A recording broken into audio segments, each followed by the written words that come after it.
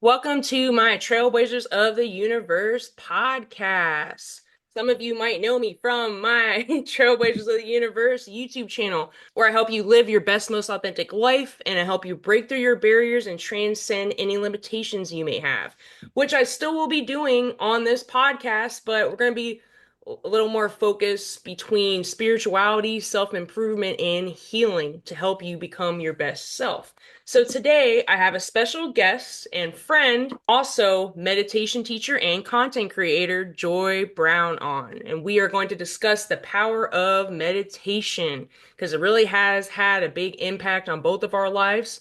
And I think now more than ever, people could really benefit from meditating. People that don't meditate might think it's some woo-woo thing. So we're here to break it down, simplify it, and maybe inspire you to meditate more. And one interesting fact about Joy, Joy is actually the first person I was ever on YouTube with. Before I even posted on my channel, we met in this full-time purpose group. So me and Joy go back to the very Right. beginning stages of content creation. So Joy, well, first of all, before we even get started on the questions, what is meditation? I'll give a Google definition and then I'll give like kind of my spin on it and then I'll ask you that as well. Okay. So when I typed it on Google, or maybe this was the AI, it says it's a practice that involves focusing the mind to achieve a calm and clear state, which I do think is valid, but I see it more as just like you're being fully immersed in the present moment. Ooh, I like that. Yeah. Yeah. How would you define it I from your think it can be as big or as small of a definition as you want it to yeah, be. So, like being in the moment to me is a little more mindfulness, yeah, which is a type of meditation. yeah, Um, Meditation doesn't have to be sitting quietly with your eyes closed, legs folded, hands open, like we might, you know, think of somebody meditating. Like you don't have to be a monk or on a mountaintop, yeah. obviously, to meditate. You can You can, be, I mean, yeah, you can meditate while walking. You can meditate, while doing different things. That's where the mindfulness comes in. It, to go back to the Google definition, it just, yeah, brings you back to kind of focusing on one thing or nothing, yeah. um, which for some of us is myself included hard to do, to just leave it at nothing and just let it be. But yeah, I like both of those. Yeah, there's definitely different aspects of it. That's actually a very good point because I was focused on being in the present moment, but it actually could also be nothing as well, but everything is all and nothing at the same time. So it's kind of Well, I think it depends on like what you want out of it. yeah. um so my mind can get like very full and chaotic sometimes, so then Oh I might not be able to get down to nothing, but I can focus on one thing. yeah. And that, just doing that will calm the rest and it'll all kind of become background noise.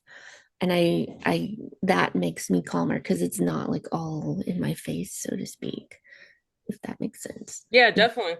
Yeah, I mean, there are definitely different ways to meditate. Some people go on, or even me, sometimes I'll go on YouTube, I'll look for a guided meditation, but I have sometimes where I just sit in like silence with everything. But Mhm. I know even that can be difficult because your monkey mind wants to go thinking about this and that.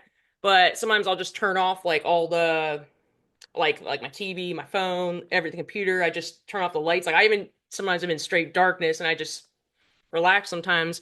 But sometimes I feel like going on more of a visual journey. Some of those guided meditations are good. They take you more on journeys. I know you used to create meditations. You used to have that one series that you did that was pretty cool. What was the name of it again? I forgot. The Astral Adventures one. Yes, she made a meditation on YouTube. It's I don't know if it's still on there, I'm assuming. It's still Oh yeah, you there. still have Yeah. one. Yeah. Yeah, it was really cool and she like took you on a journey and you see, like some people get more visuals and downloads when they meditate, and some people just get more clarity and peace. And I also think it's important to set an intention before you meditate. as well. Oh Or yeah. you want more a clear mind, if you want more clarity on something, it really does improve your overall well-being. Well, before we get into the benefits of it, like when did you first start to get into meditation? Like what got you into it? Great. For me, it was like around 2016. Yeah. I was in therapy, and my therapist had diagnosed me with generalized anxiety disorder. And I was like, I don't want to be on any medications. So, how can we deal with this anxiety in a non medicated way? And she suggested meditation. Another therapist at that clinic just happened to be leading like a one on one, like a introduction to meditation group. So I paid a little fee and I joined that group and we met in person. And every week for like 6 weeks, she introduced us to a different type of meditating. So some was like chanting, some was the guided meditation, Yeah. mindfulness. I can't remember all of the ways, but some of them I was like, this is impossible. Like I can't do this. Like, and then others I resonated with more, but it gave me like a nice little introduction. And she talked about a few apps we could use. And one of the ones that I just downloaded was called Insight Timer. Yeah. So, which I'm now a teacher on, but this was before that. So I was like, okay, this is help. It really did help my anxiety. I didn't really know what I was doing. Most of the time I would fall asleep or I would, yeah, just kind of get lost in thought. But I was like, I want to stick with this because it just feels like, something I need to be doing. So just about every day I would get on Insight Timer, find a random meditation, and just make myself do it. Um, and I did that for quite a while, at least a year or two. And then I started to have experiences because I was an atheist at that time. So I wasn't there for spirituality. I was just there to help my anxiety. That was like my only goal. But kind of like what you said about those astral adventures, I ended up liking the ones that took me on a journey Yes. Yeah. because I love fiction, I love Yeah. stories. So it was like, oh, this is like reading a book, like almost, like a build your own adventure kind of a thing. So I would gravitate towards those. And eventually I just stumbled upon like spiritual ones without even like thinking about it. And that got me like kind of questioning things and like, oh, I should probably go down this rabbit hole because how do I explain what just happened? What did I see in this meditation? Yeah, definitely. Yeah. I think everybody has a unique journey. And that's funny because I think I started around 2017 or 2016. It was pretty much around the same time. It was I was struggling with substance addiction at the time and mental health issues. I was on all these psychiatric medications. They also diagnosed me with anxiety, bipolar, all these things. And I'm not sure if I agree with all those necessarily, but I just know I was really struggling and I just didn't know how to Right. just be calm and chill. My mind was always going. And, some of those medications didn't help. And obviously, substance abuse doesn't really help either. I did have to go to holistic rehab later on. But that was kind of the beginning.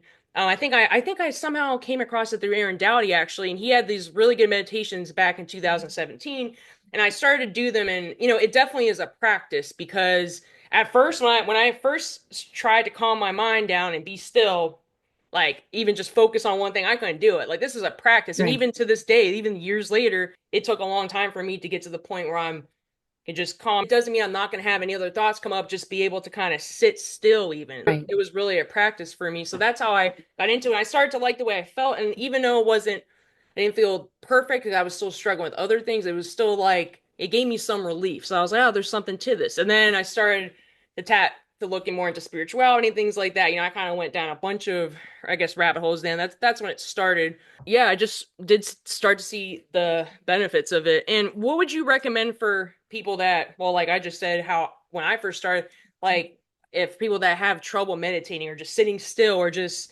even making time to meditate, like what would you recommend? I think just with repetition, but if there's any Yeah. tips you have that would help people who, Sitting still seems like too much.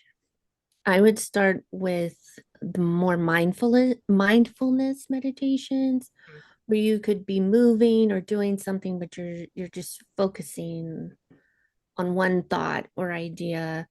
Like I just heard, I don't remember the creator, but I saw a TikTok where she's like, just go on a walk and think of a color and find everything of that color. That's being mindful. You're being aware of your surroundings. You're focused on one thing, you're looking around.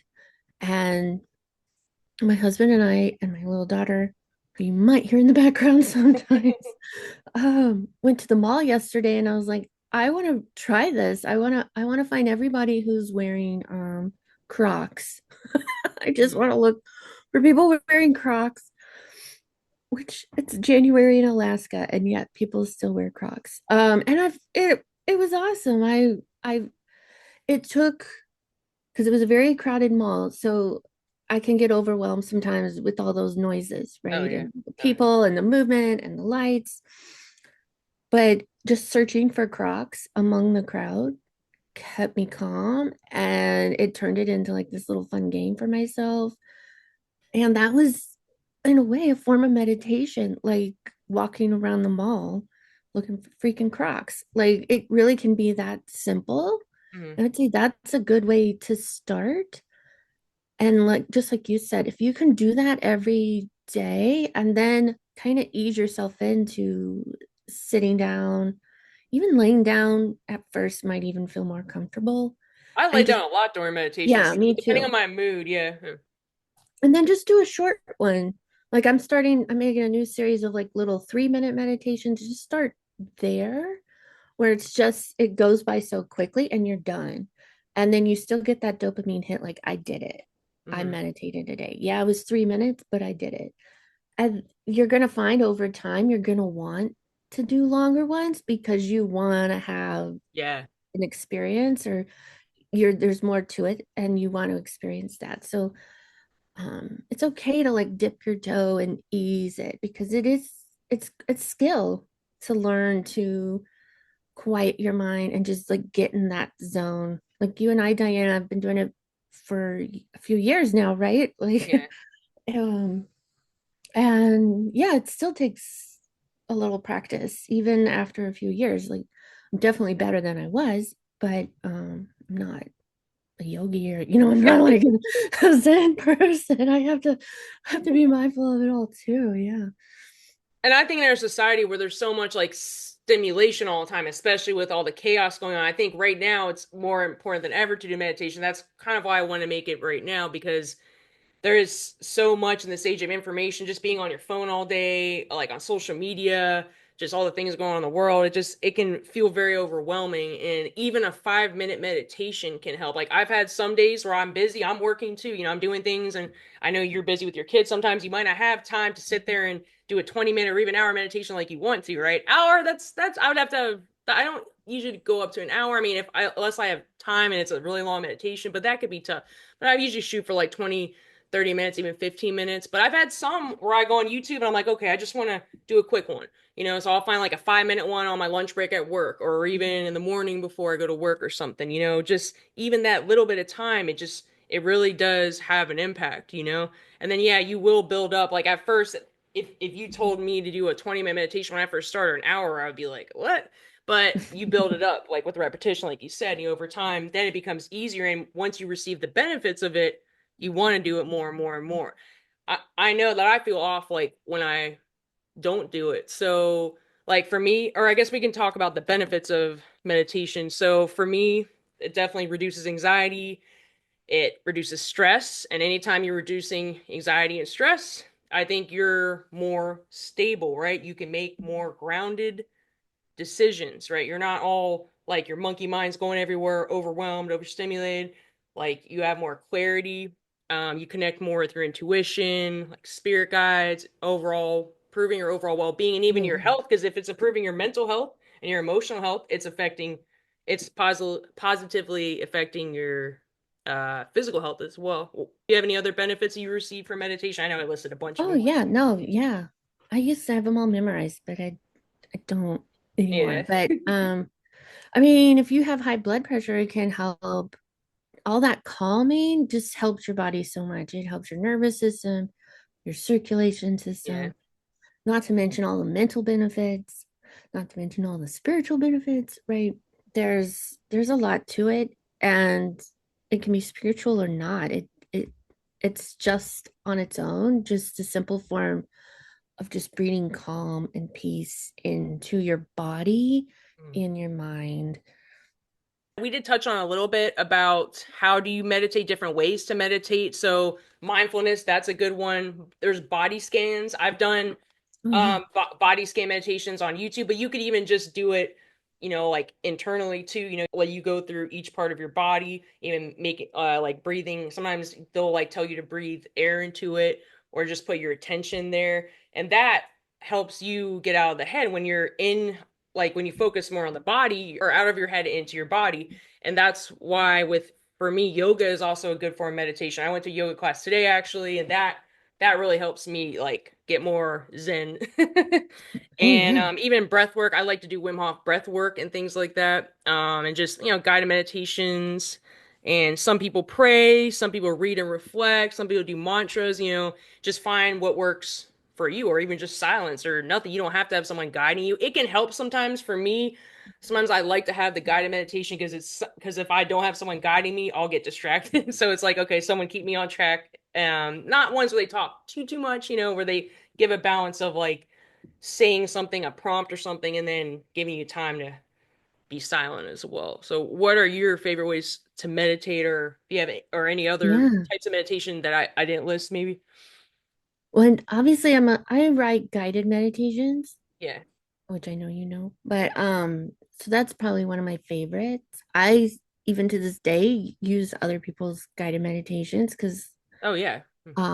like you said, it kind of takes the response, like all you have to do is just focus on what they're saying, and that's your job. You do that. And there's variety out there. Some talk the whole time, some like the ones I make, I give you a space to like have your own kind of experience, which some people resonate with and some people don't, and that Yeah. is Yeah. perfectly fine.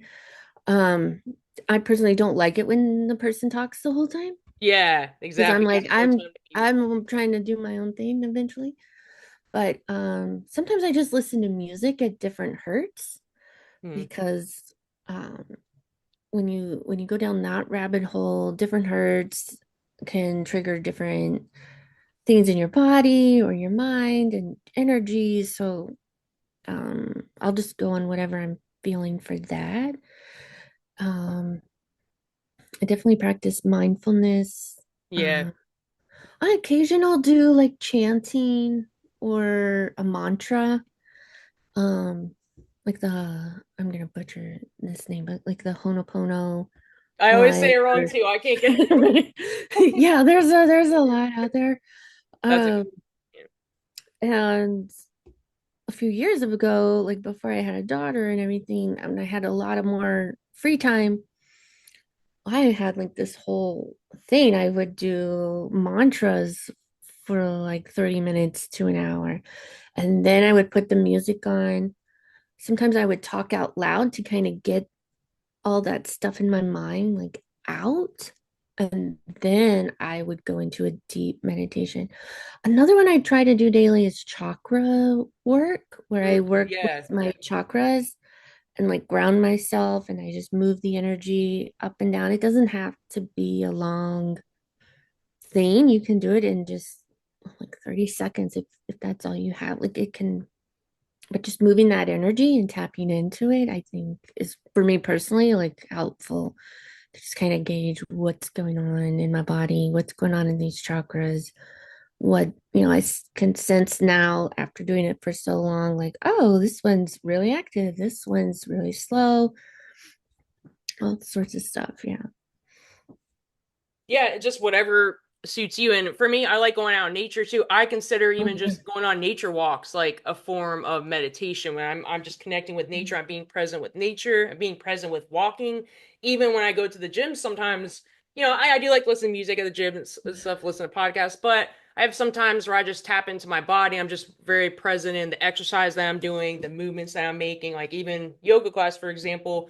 Your mind sometimes wants to go elsewhere, but I'm focusing on these positions, these Mm-hmm. stretches, and everything.